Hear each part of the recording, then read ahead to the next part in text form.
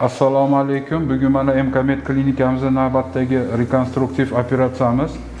Operatsion stolimizda 8 yoshlik o'g'il bola buyaq 3 oy oldin avtohalokat natijasida, avtoavariya natijasida peshona, ko'z sohalarida jarohat olgan.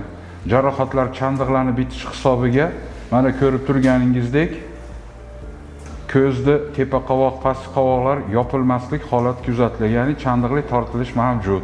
Endi bu operatsiyani shoshilinch ravishda qilmasak, mugus parda qovoqlar yumilmaslik hisobiga qurib qolishi mumkin. Bu esa qaytmas holatlarga olib keladi.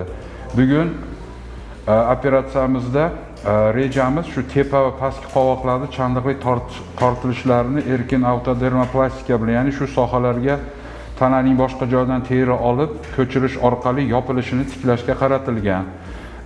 Operatsiyamiz o'rtacha 1,5 soat, 2 soat davom etadi. Umumiy narkoz ostida qilinadi. E'tiboringiz uchun rahmat.